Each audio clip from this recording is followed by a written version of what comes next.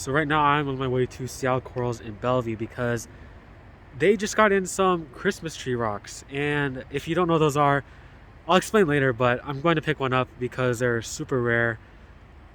A bit expensive, but it's definitely worth the money. So they also have some other stuff, I think some eels and possibly an octopus. So I'm gonna do kind of like a mini store tour just to show off kind of what the rare stuff they have in right now, because they have been getting in some rare stuff as of lately. So let's go.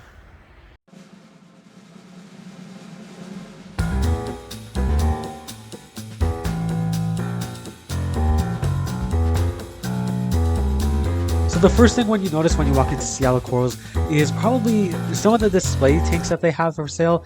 I believe they are from the Red Sea brand, and they also have some live rock for sale as well as different salts. I actually got my Fritz salt from there, but the biggest thing that stands out is their huge display tank.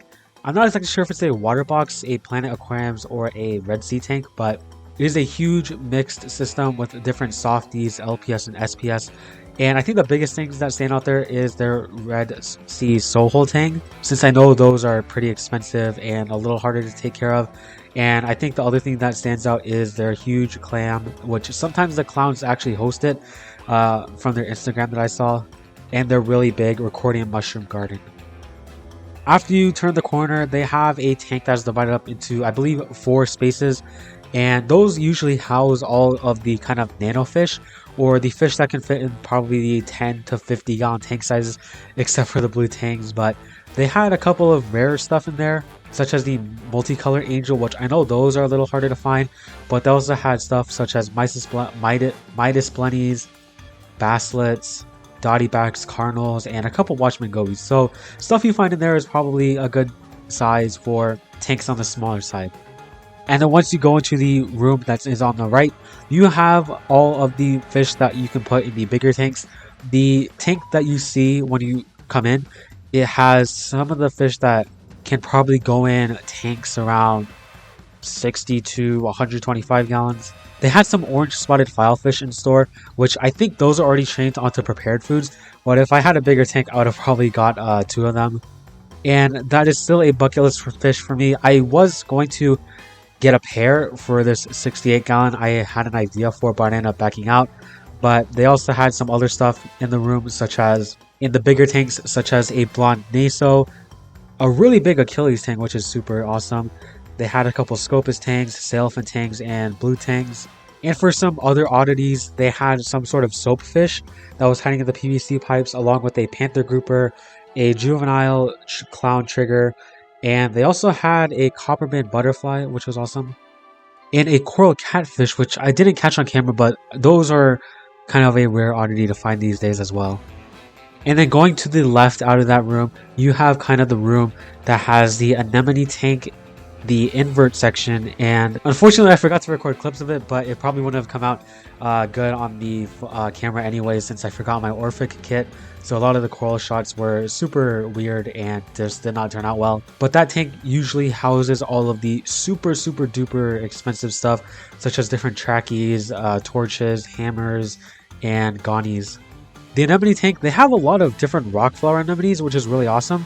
I was about to get one time for the 5 gallon when that was still existing and not breaking, but I decided to opt out because I thought the flow was a little too strong for them.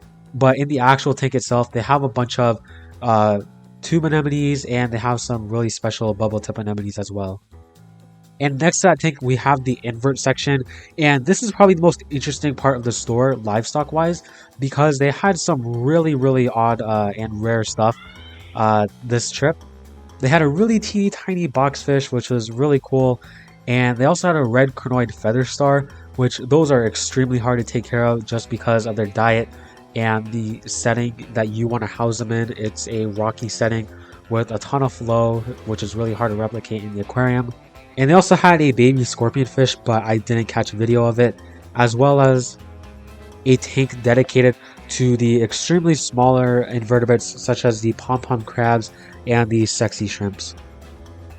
And in the room next to there, we have the main frag room, which has about 6 frag tanks ranging in prices from about $10 to all the way up to I think about $700 for the more high-end stuff, such as some really rare hammers and torches.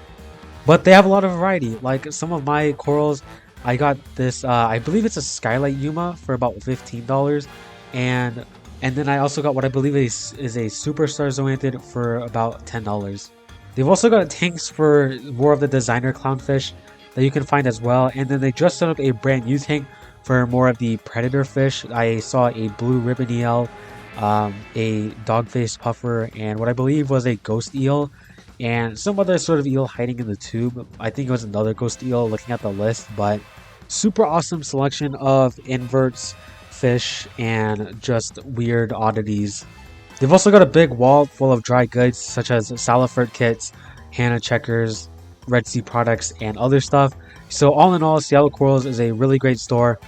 They're starting to venture more into the rarer stuff, such as the ribbon eels, the Christmas tree rocks, and that red conoid feather star. So if you're ever in the Seattle area or you live around the Seattle area and just haven't heard of this place, I highly recommend checking it out.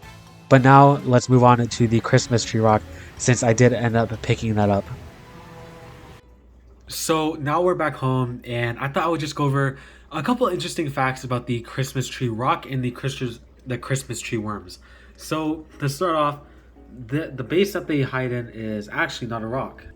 This is a Pagarita's coral. It is an SPS coral or small pulp snotty coral, and you can also find them in chalices, which are also SPS corals, but they call them rocks because the base is actually shaped like a rock, and this is not common from what I've seen in other types of Pagarita's. So that is the main reason that they're called Christmas tree rocks. And now the Christmas tree worms, their real name is Bisma worms. So sometimes if you look at stock lists or you go to your fish store, they'll call them Bisma rock worms or Bisma rocks. So that's actually what the Christmas tree worm rocks on the list that Seattle Corals posted on their Instagram were under.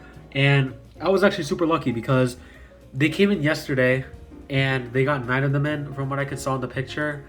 And then today they only had 4 left. So I ended up getting the last small one, which was really awesome because I don't think a bigger one would have fit in the UNS 60U. So let's go over kind of the layout of, the layout of the rock. So you can see these little tubes right here in the coral, and those are the tubes that the Bisma worms hide in. And you can actually see a couple out right now, which is really good. And I'm not sure if the camera will catch this without a macro lens and it's in white light, but we have, they come in different colors. The most common are blue ones and ones that kind of look like normal feather dusters.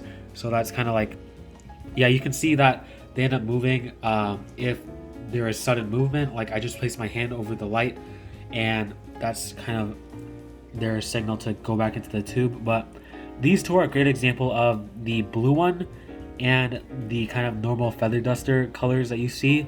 I believe they are related to feather dusters because they have a similar appearance and they feed the same way. But there's also other uncommon colors that you can find, such as there's a red one over here. I'm not sure if you can see that, but yep, there it is. It's kind of like a reddish orange one. Those are pretty awesome. There's also this kind of purple sparkling one.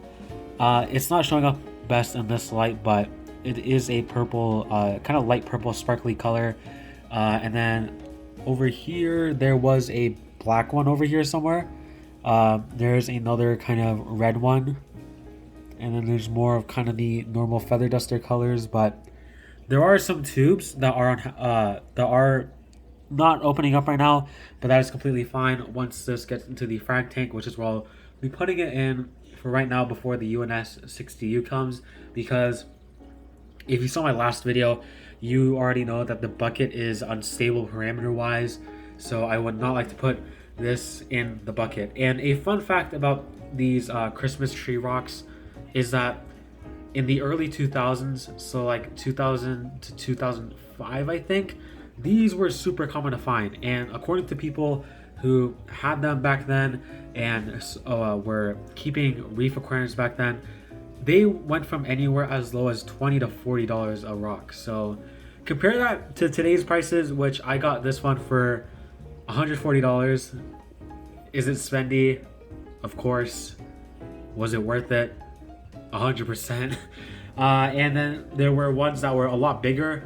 They had more worms on them, but I didn't know how well it would fit within the UNS tank since I already have a lot of rocks in there, or a lot of rocks waiting to be escaped. But this is kind of the Christmas tree rock, and I'll get more clips when I put it in the tank. But the coral itself, if it dies, the Christmas tree worms can still, I'll just call them abysmal worms for now. The abysmal worms can still thrive in the rock or the coral, even if it is dead. So that is kind of an interesting fact. And you can kind of see the purplish red one kind of come out. I'm not sure if I'll pick it up that well, but there's an orangish color again. And you can actually find hermit crabs in these, and they're super pretty. Little hermit crabs are, I believe they're called Pagarita hermit crabs, and there's different species, but they all have basically the same care requirements as the worms, where they'll pick off plankton and other small foods out of the water column. But as of right now, I don't see any. I think the holes that they live in on the coral are a little bit bigger than these ones. So for right now, and this coral is a little bit smaller than my hand, probably palm size. So I don't think there will be any hermit crabs, but who knows? Once everything settles in, we might see one or two pop out, hopefully. But I'm just super happy to get one since they're extremely, I wouldn't say extremely, but they're super rare now. I'm not sure what the reason is. I guess they're just being imported less often because you can't captive breed these, unfortunately, because removing the worms will end up, I believe, killing them. So I don't know if they actually breed in the coral. I'm guessing they do, because how else will they colonize in the coral? But that is just a quick overview of the Christmas tree coral. Oh, that one is showing off for us right now. That one just opened in a really spectacular way. But super interesting invertebrate slash coral. I guess it's a symbiotic relationship. The coral provides shelter. The worms don't really provide anything for the coral, so I guess it's not. It's just a really interesting relationship that the worms and the coral have. But hopefully in the future they do breed and we end up getting more worms, and hopefully there'll be a hermit or two that pops up. But that's all for me for today, and I'll just end the video off with some b-roll. But I just want to say, if you did like the tour, and if you do like the Christmas tree coral, the Christmas tree rock and the abysmal worms, which will be going into the new UNS tank whenever that comes, please consider subscribing, liking the video, and sharing it around. And make sure to check out Seattle Corals. They have a website down below if you are not local to the Seattle area. But if you are local, I highly suggest checking them out. You saw earlier in the video all those weird and interesting creatures, such as the Cornoid feather star, which is a good reason to support your local fish stores, as they can get in some extremely rare stuff, and you can build some super strong bonds with the employees or the managers or whoever. And yeah, it's just a really essential part of the hobby. And with that, my name is Northwest Fishkeeping, signing out.